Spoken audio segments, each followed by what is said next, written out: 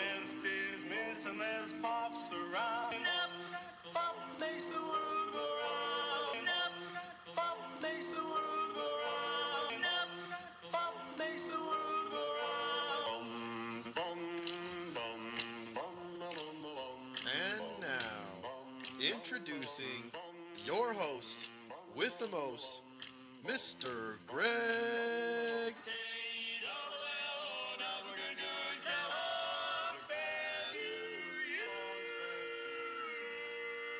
along with Rick Brusuelas and Dennis Michelson.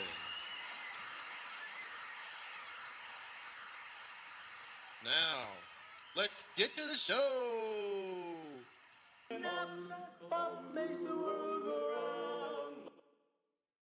What a wonderful week. Michigan wins.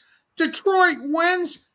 How could it be any better? Oh, yeah, we have Snap, Crackle, Pop, and this is my last week for a couple because I'm headed to Japan to do a little sightseeing for the next couple weeks. So, Rick, we're going to have a guest take my place, but for now, let's get into the news of the day. Snap, what do we got? Well, we actually have a little bit better news regarding injuries, but this is by week 6, and there are 6 teams on bye this week. The Detroit Lions, the Las Vegas Raiders, the Los Angeles Rams, Arizona Cardinals, and Seattle Seahawks, and last, the Jacksonville Jaguars. So this is known as Bye-Mageddon. Players on bye include such stars as Jahmyr Gibbs, Amon-Ra St. Brown. Well, just say all the Lions. Just say all the Lions. Well, I'm trying to point out those that might be on people's rosters. So Goff, Ashton Genty, Brock Bowers, Devontae Adams, Puka Nacua, Kyron Williams, Trey McBride, Marvin Harrison Jr., and JSN, just to name the stars. So that's something you're going to have to keep an eye on and maybe even look to the waivers to replace some of those bye players. Injuries, starting off with the quarterbacks, we got Jaden Daniels, the Washington Commanders quarterback. He pulled a hamstring early in the second half. His status for week 8 is unknown. Martin Mariota would replace him. He replaced him in the game, and he immediately threw a brutal-looking pick-6 interception. So I know Commander fans are hoping that Jaden Daniels will be able to play. Bryce Young, Carolina Panthers quarterback, he had a high ankle sprain, and he's going to be out for a couple of weeks. Andy Dalton will be taking over. That should be at least comparable, if not an improvement for some of the wide receivers. Mike White was also signed. I know that they were thinking that Bryce Young would only miss a game, but typically with a high ankle sprain, it's usually 2 to 4 weeks, and they did sign Mike White, so I'm guessing that he should be prepared for at least a couple of weeks of the Red Rifle. Michael Penix, Atlanta Falcons quarterback, suffered a bone bruise in his foot. He's considered day-to-day, according to Coach Morris. His backup is the former starting quarterback, at least originally for the Falcons, Kirk Cousins. So we'll see if Cousins is going to be taking the field. Kendry Miller, the New Orleans Saints running back, tore his ACL, and he's out for the season. I would be looking for Devin Neal. He'll be Kamara's backup, and he might be a sneaky pick to bring onto your roster. Mike Evans, Tampa Bay Buccaneers wide receiver, had a concussion and a broken clavicle, so he's out for the season. I think there was some talk that he might be back towards the very tail end of the season, but that should be past fantasy season at least. So I would not be counting on his return. And that was his first game back, and he's already out again. Cameron Johnson, Tez Johnson, who is probably the person that people are most interested in the Tampa Bay Buccaneer wide receiver room, and Sterling Shepard would be those people that be looking as replacements. Nico Collins, the Houston Texans wide receiver, he suffered a concussion in the game. Christian Kirk was already out with another hamstring injury. So now the Texans wide receivers are Xavier Hutchinson, who was 1 for 13. Rookies Jalen Noel, who actually had a really good game for 4 catches for 77 yards, and Jade Higgins, who was a big zero, at least in the last game. A couple of key bits of news. Justin Fields and Tua Tagovailoa were both benched in their respective games. Tyrod Taylor replaced Fields and basically didn't look any better. And Quinn Ewers replaced Tua. And I'm guessing that neither, at least Tua is going to start for sure. And I would also expect Justin Fields. They said Tyrod's going to start this week for Fields. Okay. IDP injury. Sauce Gardner had a concussion. Max Crosby had a knee injury, but he should play after their Week 8 bye. And Divine Diablo, the Atlanta Falcons linebacker, had a forearm injury. He's week to week. But the good news, a couple of players returning. Garrett Wilson hopefully will return for Week 8. Roquan Smith, the linebacker for the Ravens, should be back.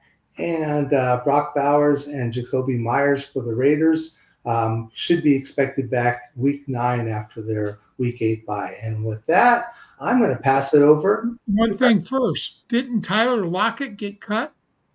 Oh, Tyler Lockett was dropped by. It was actually his choice, though. Right.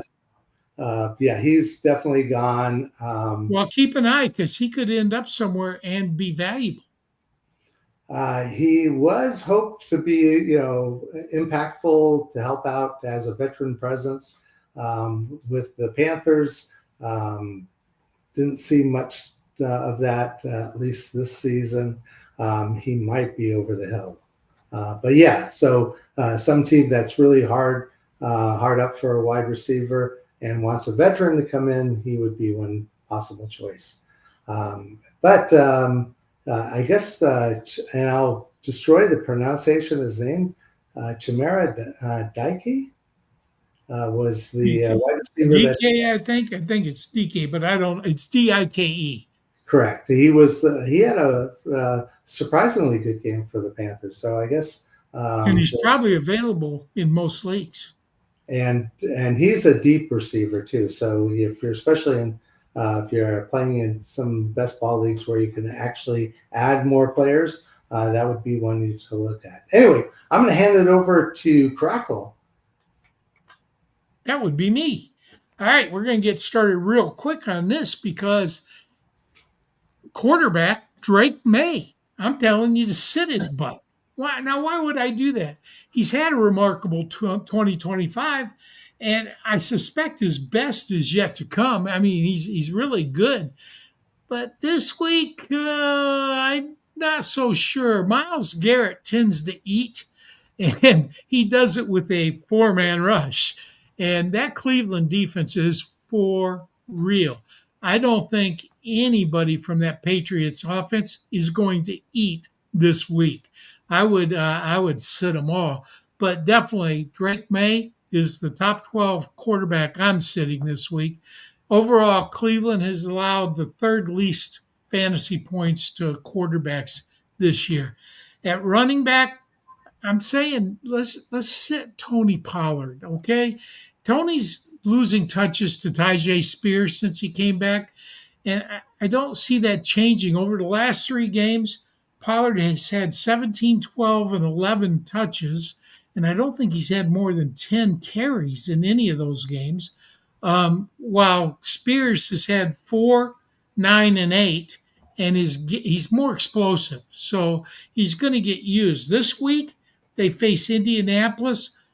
Indianapolis has an offense. They're going to put points on the board, which means that it's likely that they're going to be ahead, which means I'm guessing that you're going to see a lot more passing. So I think Spears plays into that better than Pollard does, though Pollard did have, I think, 3 catches last week. But I do think we're going to see a little bit more Spears going forward. Oh, by the way, Indianapolis gives up an average of 10.9 points to running backs, which is pretty good, but it's better than that, guys. He gives up 10.9 to all running backs. It's not just one, it's all running backs per game. And that's pretty good. I think Ashton Jenney had the best individual matchup with 9 PPR points, and that's just not good enough, I don't think. So moving over to wide receiver, I kind of teased my post with this one. How can anyone say to sit the third ranked wide receiver in the league? Well, that's exactly what I'm doing.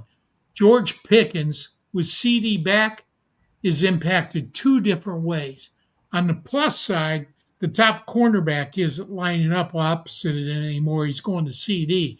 But on the negative side, he's losing targets. He's going to lose targets to CD. CD's going to command them. Now, I also think that we're going to see Jake Ferguson lose some targets, but I think it impacts Pickens a little bit more. He's already had 2 games with just 4 targets this year. So his usage has been kind of up and down. So, I'm looking at, if he doesn't get in the end zone, you're looking at about 4 for 60, because he does get down the field a bit. 15-yard average isn't bad for Pickens, and he's a good high pointer. He wins those contested catches. But if he's not in the end zone, and I think he's only been in the end zone once this year, he's just not going to score enough points to be top 24. So I'm sitting Pickens this week. Just can't see, first of all, they're playing Denver. Denver's going to be upset over the way the Giants played them. Okay, now Denver did come back to win that game, but, there is such thing as being covered by Patrick Surtain. The Surtain Island is a real thing. Now, do I think Surtain will line up against CD most of the game? Yes, but not all of it. I think they may just take Pickens out of the game by putting Surtain on him and doubling CD. I mean, that would be what I would do, but I'm not a professional defensive coordinator. I would shut down Pickens with Surtain and use 2 guys on CD most of the night. At tight end, I actually went with Harold Fannin Jr., who can score a multitude of different ways. But, his quarterback just isn't as good on the road. His efficiency dips to about 1.8 yards per attempt lower, which is substantial. Not yards per pass, not yards per completion, but yards per attempt. That's 2 yards per attempt lower on the road, and he's on the road this week, okay? Fannin has capped out at 81 yards this year, okay? So projections have him between 8 and 9 points against the Patriots, who, by the way, they have had some issues covering tight ends this year because their linebackers aren't the best, so it's a mixed thing, but I'm just not counting on Cleveland's offense anytime. Juckins, I like, but nobody else on that offense would I start. Now, at my bonus, I usually go with the second tight end because they're the easiest to get out of the top 12. This time I'm going with a wide receiver. I got to get a guy that's out of the top 24 to win this. And I'm going with the receiver I think that if he plays is going to be really good, and that's Deebo Samuel. All right? Now, he did get limited practice on Thursday last week, but then he was a game-time decision and was held out. So for week 8, right now he's questionable, so I can use him. But, keep an eye on the practice reports and keep a really close eye on the injury report. If he goes to doubtful, then I'm not supposed to use him. But since we do this on Tuesday and the injury report doesn't come out till Wednesday, I can use him. I'm not sure he plays this week. So Deebo is my bonus player. Get him out of your lineup. And I hope he can play because without McLaurin and Deebo, those receivers sucked at Washington. And there's an additional thing that you have to consider when you're thinking about, even if he plays, Jaden Daniels might not. He's got a hamstring issue. Now, they're saying that the MRI said it's not serious, but even an unserious hamstring usually keeps you out at least 1 week and often 2 or 3. So now let's turn it over to my good friend Pop. Thank you, Greg. And hey, that Debo call is a good one because even if he plays, he goes against my Chiefs. And I don't think that's a good matchup for him at all. Well, I hit on 2 of my picks, came close on 2 others, didn't give you too many bums last week. So I'm feeling good going into week 8 by Mageddon. And I'm not even going to get fancy at quarterback. I'm going with Jackson Dart. I'm going with the hot kid here. Quarterback 4. If you Time out. I'm going to extend you a little bit, but I got to tell you, I put it into the TSA chat. Today, Jackson Dart friended me on Facebook. There you go. There you go. Well, that kid has a lot of moxie and he's got style and class if he's following Greg. So that's a good thing. But he's quarterback 4 in points per game if you only count the full games played. And he's got back-to-back quarterback 3 finishes in fantasy football, including 2 weeks ago against this team called the Philadelphia Eagles, who he's playing this week. So the Eagles' weakness is giving up rushing yards. They have yielded 190 yards on the ground to opposing quarterbacks. And of course, we know Jackson Dart started his career with 3 straight games with over 50 yards rushing. So I look for Jackson Dart to be able to hit that top 12 for you this week. At running back, there's nobody I really love at running back outside of the top 24. So I'm going to take a little bit of a reach, and I'm going to go on something called back class. The professor and I were always talking about back class. It's a horse racing term, but it applies in fantasy football or anything with stats. And I'm pretty happy with the way that Isaiah Pacheco looked last week against the Raiders. He had 12.4 PPR points in only 3 quarters of action. They took him out for the last quarter of play. The over-under on this game is 48. I think there's a pretty good chance that the Chiefs will get in the end zone on several occasions, and one of them at least a rushing touchdown with Pacheco. Washington yielding 21.8 points per game to opposing running backs. So I'm kind of taking a little bit of a reach here, but I will go with Pacheco. At wide receiver, it's not a reach, folks, because Rashee Rice came back and he looked great last week. And I think he will also look great this week. Again, that over-under at 48, that's what I look for. High-scoring games. Those are the games where your reaches will pay off. And Rashee Rice, he is a top 10 wide receiver in the NFL when he's healthy. Washington's also yielding 34.5 points per game to opposing wide receivers. So I think you're looking at a good situation for Rashee Rice. At tight end, Would you take the under if Jaden Daniels doesn't play, or do you think Mariota can get some scores on the board against Kansas City? yeah, I think Kansas City alone should put up over 30, 35 points. So I would take the over in that one based on the fact that Kansas City usually isn't all that stingy. Last week they shut out the Raiders, but that was the Raiders. Even with Mariota, I think they'll get a few big plays in against the Chiefs. At tight end, there wasn't a single tight end that I liked this week that was outside of that top group. I was hoping Dalton Kincaid fell out of the top 12 because he's a guy that I like, but no, he was 12th place, so I couldn't pick him.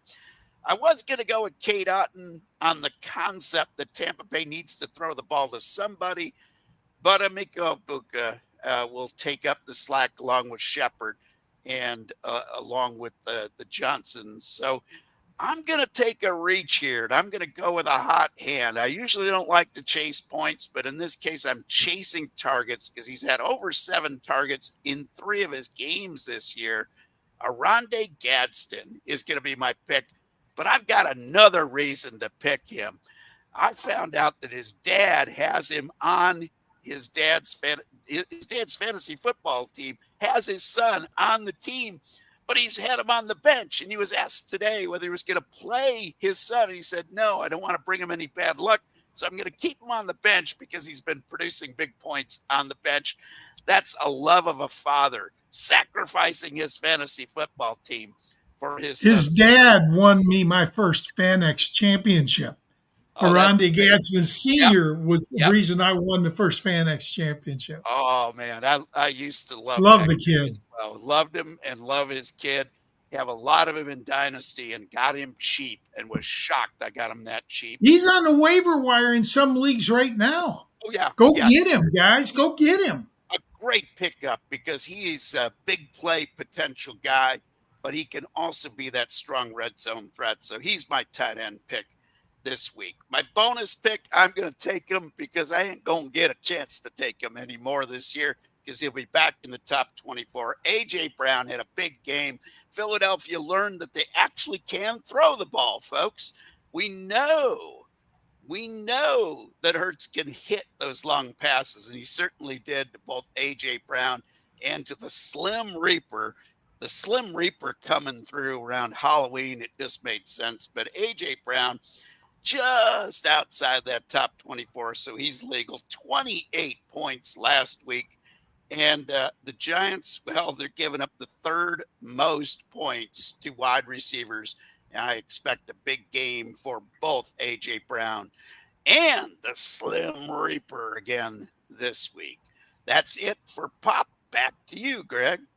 Well, I just want to thank everybody for tuning in. I hope you enjoyed it. If you did, please like, subscribe, and also share this with your competitors. Because, as I always say, it's so much more fun to beat people who are in the know than those who are clueless. And if they ain't watching, they're clueless. Take us home, Rick.